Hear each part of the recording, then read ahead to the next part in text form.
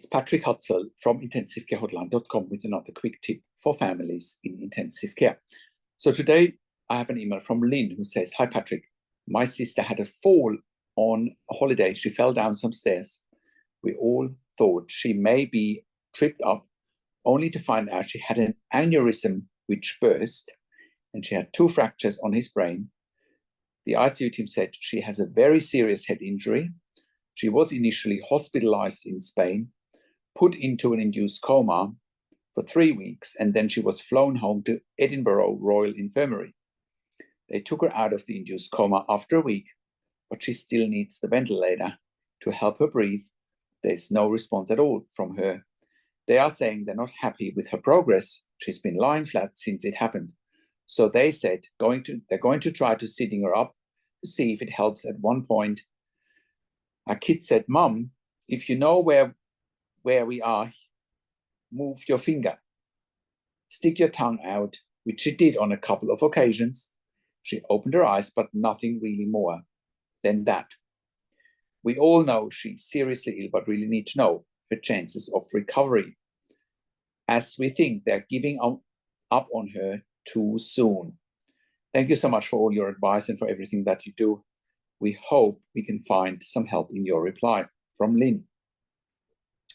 Thank you so much, Lynn, for sharing your sister's situation.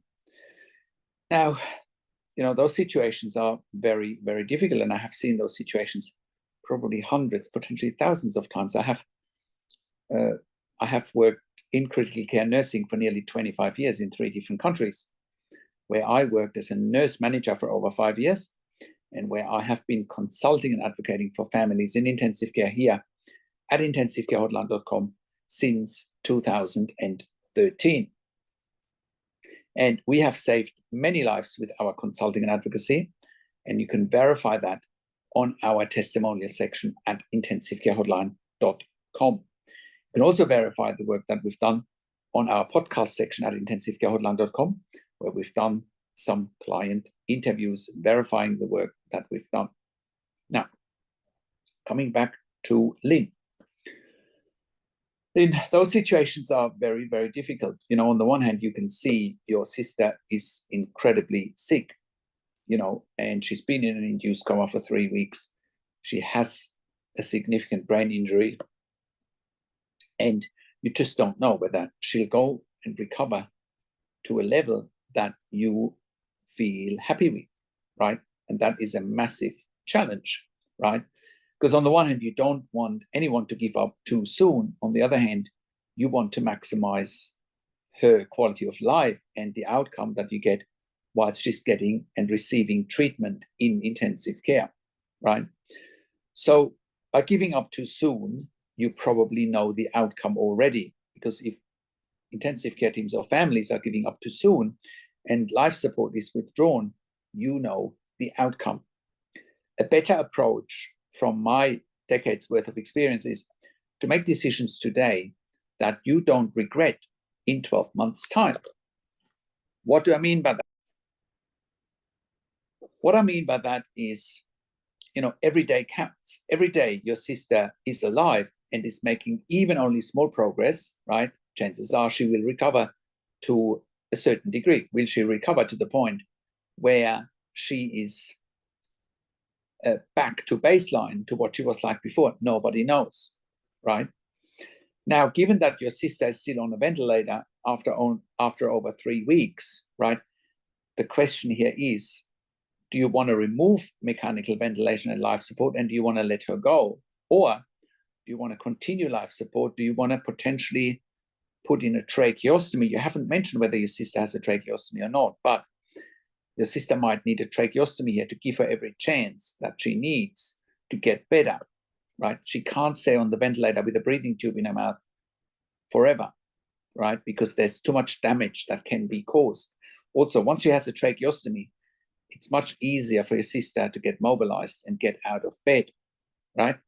So once that has been achieved, with mobilization, physical therapy, rehabilitation, again, your sister is much more likely to recover to a certain degree, to a certain point, right?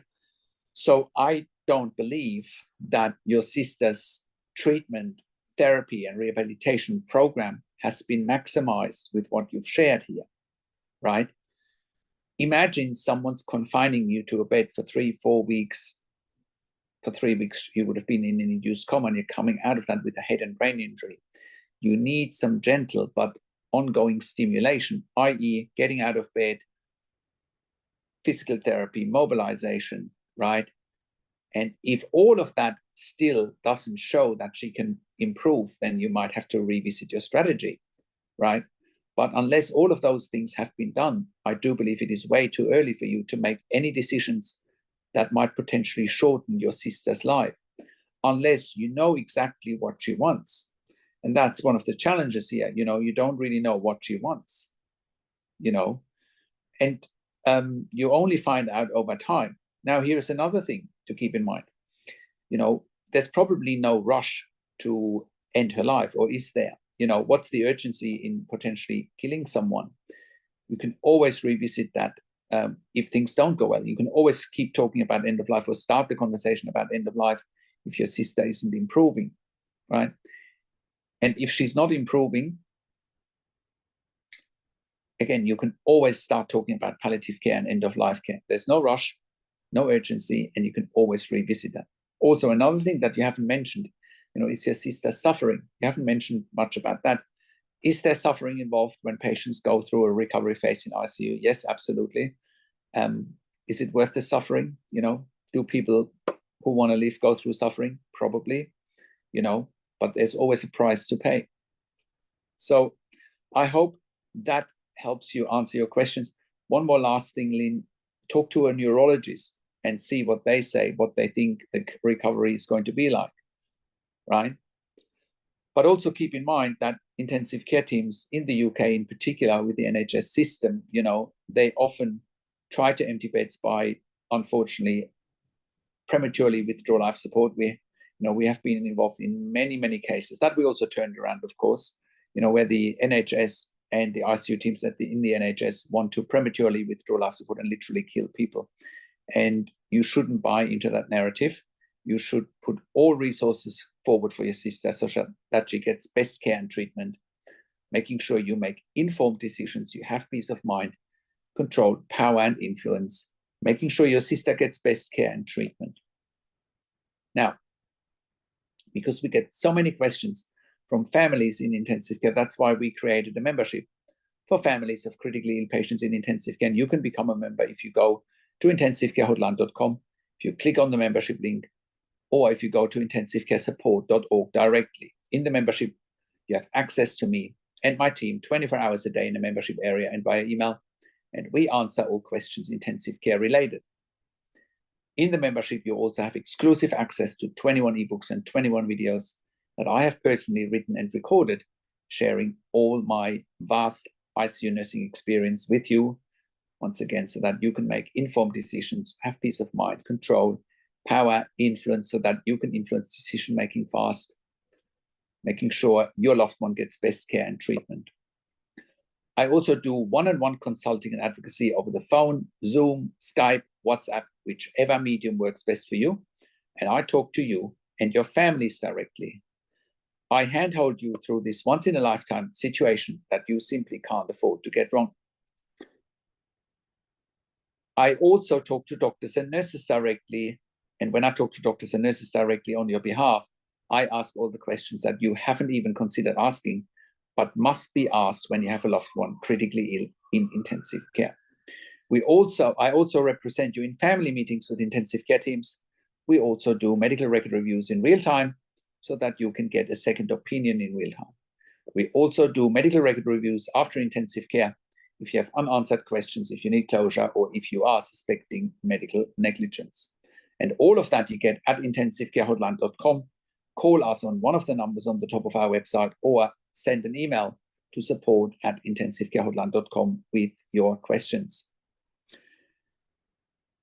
And if you like my videos, subscribe to my YouTube channel for regular updates for families in intensive care. Click the like button, click the notification bell, comment below what you want to see next, what questions and insights you have.